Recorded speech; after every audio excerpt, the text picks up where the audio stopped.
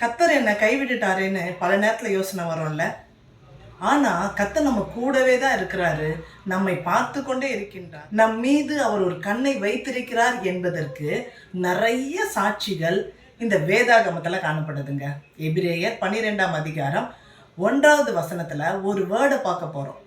ஆகையால் மேகம் போன்ற இத்தனை திரளான சாட்சி. எவ்வளோ சூப்பராக இருக்குல்ல.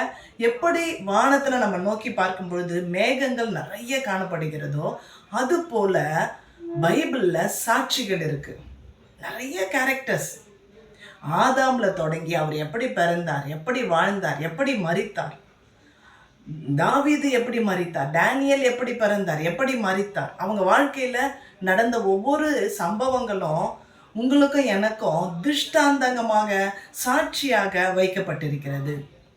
நிறைய நேரங்களிலே கர்த்தருக்கு அவர்கள் செவி கொடுத்து எப்படி வாழ்ந்தார்கள், அதே வேளையில் கர்த்தருக்கு கீழ்ப்படியாத பொழுது எவ்வளவு கஷ்டப்பட்டார்கள், பாவம் செய்த பொழுது எப்படி அவர்கள் வாழ்க்கையில் வீழ்ச்சி அடைந்தார்கள், எல்லாம் இன்னைக்கு சாட்சியா இருக்கு.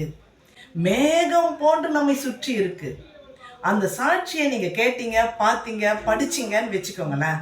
கண்டிப்பாக உங்கள் லைஃப்பில் கூட இந்த சாட்சியின் மூலியமாக உங்களை நீங்களே மாற்றி அமைத்து கொள்ள, ஒழுங்குபடுத்தி கொள்ள, சீர்படுத்தி கொள்ள கண்டிப்பாக யூஸ்ஃபுல்லாக இருக்கும். ஸோ மறக்கவே மறக்காதீங்க, கர்த்தருடைய வசனம் இன்றைக்கு சாட்சிகளாக நமக்கு காணப்படுகிறது.